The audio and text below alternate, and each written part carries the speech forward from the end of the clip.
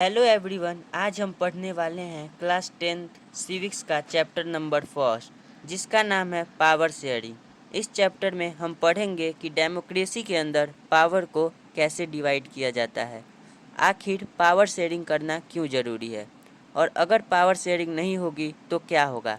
ये चैप्टर बहुत छोटा है, सिंपल है, और इसे हम बहुत ही इंटरेस्टिंग वे में कंप्लीट करेंगे। तो विदाउट वेस्टिंग योर टाइम, चलिए स्टार्ट करते हैं।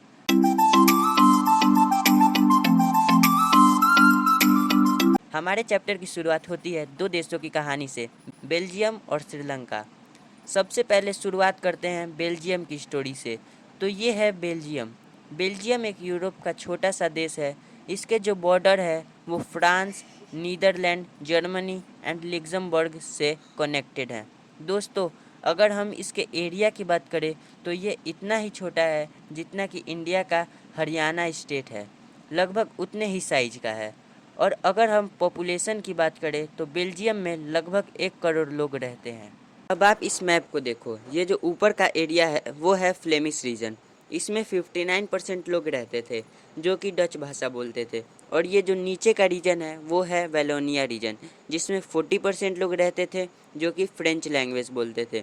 और जो बचा हुआ 1% लोग थे वो जर्मन लैंग्वेज बोलते थे। अब आप जो छोटा सा एरिया देख रहे हो वो है ब्रुसेल, जो कि बेल्जियम की कैपिटल है।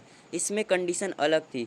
इसमें क्या था कि जो 80% लोग थे वो फ्रेंच लैंग्वेज बोलते थे, और जो 20% लोग थी वो डच लैंग्वेज बोलते थे।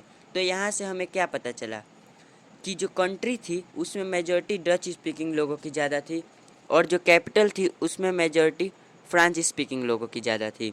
मतलब उल्टा था। अब हुआ क्या कि इन दोनों कम्युनिटीज़ के बीच में बहुत ज़्यादा टेंशन बढ़ने लगा। अब टेंशन क्यों बढ़ने लगा? इसके दो कारण थे। पहला कि जो फ्रांस स्पीकिंग कम्युनिटी थी वो रिलेटिवली ज़्यादा रिच और पावरफुल थी डच स्पीकिंग कम्युनिटी से, जिस वजह से France speaking community Dutch speaking community को सप्रेस कर रही थी। दूसरा कि जो डच स्पीकिंग कम्युनिटी थी उसका इकोनॉमिकल डेवलपमेंट और एजुकेशन का लाभ बहुत देरी से मिलता था। अब आप खुद ही सोचो कि अगर एक कम्युनिटी को ज़्यादा लाभ मिलेगा और दूसरी कम्युनिटी को कम लाभ मिलेगा तो क्या होगा? आपस में टेंशन और ज़्यादा बढ़ेगी। और ऐसा हुआ भी। 1950 से लेकर 1960 तक बेल्जियम में दोनों कम्युनिटी के बीच टेंशन बहुत ज़्यादा बढ़ने लगा, और जो कैपिटल थी ब्रुसेल उसमें कंडीशन और भी ज़्यादा कॉम्प्लेक्स होने लगी। एकोमोडेशन इन बेल्जियम, तो ये प्रॉब्लम और ज़्यादा बढ़ती। उससे पहले जो बेल्जियम की गवर्नमेंट थी उसने थोड़ी समझदारी दिखाई, और उन्होंने 1970 से लेकर 1993 तक कॉन्स्टिट्यूशन में 4 बार बदलाव किया ताकि कंट्री में शांति बनी रहे और कम्युनिटीज़ के बीच में लड़ाई ना हो। तो इसके लिए कॉन्स्टिट्यूशन में कई सारे बदलाव हुए। क्या क्या बदलाव होते हैं, चलिए जानते हैं। तो पहला चेंज ये होता है कि जो सेंट्रल गवर्नमेंट होगी उसमें डच और फ्रांस स्पीकिंग लोगों के इक्वल नंबर ऑफ़ मिनिस्टर्स होंगे। दूसरा चेंज ये होता है कि अगर कोई स्पेशल लॉ पास करना है तो वो दोनों ग्रुप के सहमति से ही पास होगा, किसी एक ग्रुप के सहमति से वह पास नहीं होगा। तीसरा चेंज ये होता है कि बहुत सी सेंट्रल गवर्नमेंट की पावर्स स्टेट गवर्नमेंट्स को भी दे दी जाती है, और स्टेट गवर्नमेंट इंडिपेंडेंटली अपना काम कर सकते हैं। सेंट्रल गवर्नमेंट का उसमें कोई रोल नहीं हो रहेगा। फोर्थ चेंज था कि जो कैपिटल थी बेल्जियम की ब्रुसेल्स, उसमें एक अलग से गवर्नमेंट बनाई गई जिसमें दोनों कम्युनिटी के इक्वल रिप्रेजेंटेटिव रहेंगे। फिफ्थ चेंज था कि इन्होंने इन सब के अलावा एक और तरीके की गवर्नमेंट बनाई जिसे कम्युनिटी गवर्नमेंट बोला जाता है। ये कम्युनिटी गवर्नमेंट तीनों ग्रुप्स के लिए अलग अलग बनाई गई थी, जो कि अपनी अपनी कम्युनिटी के लिए कल्चर, एजुकेशन और लैंग्वेज रिलेटेड मुद्दों पर काम करती थी। तो बेसिकली अगर हम सिंपल तरीके से देखें तो बेल्जियम में 3 तरीके की गवर्नमेंट फॉर्म होती है: सेंट्रल गवर्नमेंट, स्टेट गवर्नमेंट और कम्युनिटी गवर्नमेंट। तो ये जो मॉडल था गवर्नमेंट का वो थोड़ा कॉम्प्लेक्स था, पर ये इतना अच्छा था कि इसके बाद बेल्जियम में जो दोनों कम्युनिटी थी उनके बीच शांति बनी रही थी है, और सारे लोग खुशी खुशी रहने लगते थे। इतने अच्छे सिस्टम को देखकर बेल्जियम के कैपिटल ब्रुसेल को यूरोपियन यूनियन का हेडक्वार्टर बनाने के लिए चुना जाता है। तो ये थी बेल्जियम की स्टोरी, जिसकी एक हैप्पी एंडिंग होती है। इसी से रिलेटेड एक दूसरी कहानी है जो है श्रीलंका की। ये एक आइलैंड नेशन है जो चारों तरफ से पानी से घिरा हुआ है। अगर हम इसकी पॉपुलेशन की बात करें तो इसमें लगभग 2 करोड़ लोग रहते हैं। श्रीलंका की कैपिटल है कोलंबो। अब हम देखेंगे एथनिक कंपोजिशन ऑफ श्रीलंका, मतलब श्रीलंका में किस किस तरह के लोग रहते हैं। तो 74% जो लोग हैं वो सिन्हालाज स्पीकर्स हैं, मतलब जो सिन्हाला लैंग्वेज बोलते हैं। 18% जो लोग हैं वो तमिल स्पीकर्स हैं, मतलब जो तमिल भाषा बोलते हैं। तमिल स्पीकर्स भी 2 तरह के हैं, एक जो पहले से ही श्रीलंका के निवासी हैं, दूसरे इंडियन तमिल, मतलब ऐसे तमिल जो इंडिया के निवासी थे पर वे कई साल पहले श्रीलंका आ गए थे एज अ टी वर्कर और वो वहीं पे सेटल हो गए थे। और 7% जो लोग हैं वो क्रिश्चियन हैं, जो कि सिन्हाला और तमिल दोनों ही भाषा बोलते हैं।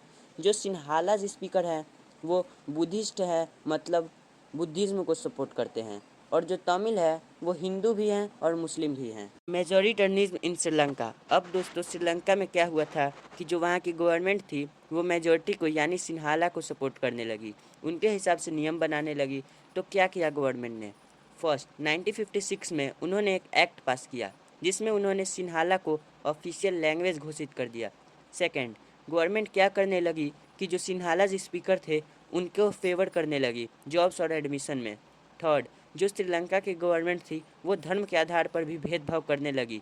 श्रीलंकन गवर्नमेंट में ऐसे कई सारे नियम बना दिए थे जो बुद्धिज़्म को सपोर्ट करते थे और बुद्धिज़्म को बढ़ावा देते थे।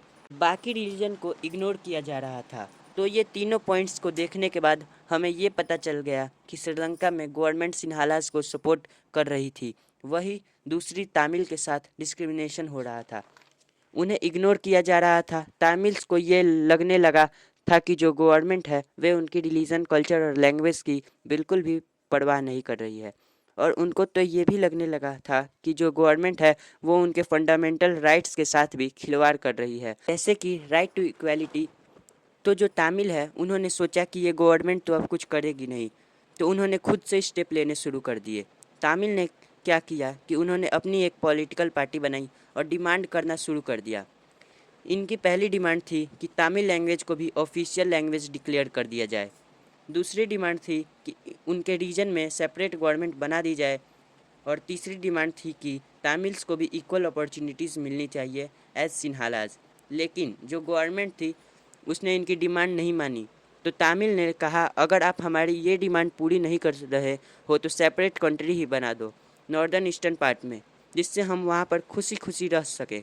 लेकिन जो गवर्नमेंट थी उसने इससे भी मना कर दिया। तो जो तमिल थे उनको बहुत ज़्यादा गुस्सा आ गया। इस बात से वो दोनों कम्युनिटी लड़ने लगती है और कंट्री में स्टार्ट हो जाता है सिविल वार। तो ये थी श्रीलंका की स्टोरी जिसकी बहुत ही बेकार एंडिंग होती है। तो दोस्तों अभी तक हमने 2 स्टोरी सुनी, एक थी बेल्जियम की स्टोरी और एक थी श्रीलंका की स्टोरी। दोनों ही देशों की स्टोरी लगभग सिमिलर थी, लेकिन ऐसा क्या हुआ कि एक देश खुशी खुशी रहने लगा वहीं दूसरे देश में सिविल वॉर हो गया। तो इसका एक ही आंसर है, पावर शेयरिंग। बेल्जियम में क्या हुआ कि वहाँ पर दोनों कम्युनिटीज़ के बीच में पावर शेयर की, जिस वजह से वहाँ पर कोई भी लड़ाई देखने को नहीं मिली। और दूसरी ओर श्रीलंका में पावर शेयरिंग नहीं होती है, जिस वजह से वहाँ पर सिविल वॉर देखने को मिलता है। तो यहाँ से हमें पता चलता है कि पावर शेयरिंग करना अच्छा है। अब क्वेश्चन ये अराइज होता है कि पावर शेयरिंग करना क्यों अच्छा है, why power sharing is desirable. तो इसके 2 रीज़न है, प्रूडेंशियल रीज़न, मोरल रीज़न। तो प्रूडेंशियल रीज़न ये है कि power sharing is good because it helps to reduce the possibility of conflict between social groups.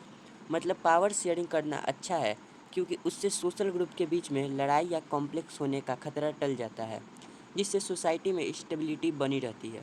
इसका मोरल रीज़न है कि power sharing is the spirit of the democracy. मतलब power sharing base है democracy का। मतलब डेमोक्रेसी सही ढंग से तभी चलेगी जब डेमोक्रेसी में पावर शेयरिंग होगी। Forms of power sharing. First, horizontal distribution of power sharing. इसमें क्या होता है कि जो गवर्नमेंट की पावर होती है उसे सेम लेवल पे डिवाइड किया जाता है।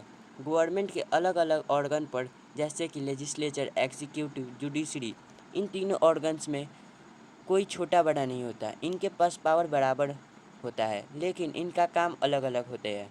ये तीनों ऑर्गन एक दूसरे पे नज़र रखते हैं और चेक करते रहते हैं हर एक ऑर्गन को, ताकि ये इंश्योर किया जाए कि कोई एक ऑर्गन ज़्यादा पावर तो इस्तेमाल नहीं कर रहा है। इसलिए इस सिस्टम को system of checks and balances भी बोला जाता है।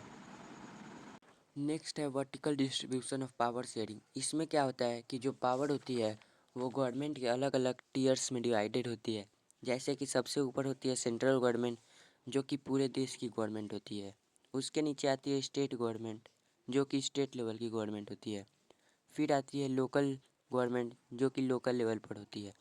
ये पावर शेयरिंग वर्टिकल तरीके से होती है, इसलिए इसको vertical distribution of power sharing बोला जाता है।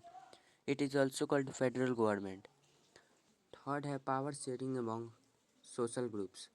इसमें क्या होता है कि जो पावर होती है वो अलग अलग सोशल ग्रुप्स में डिस्ट्रीब्यूटेड होती है।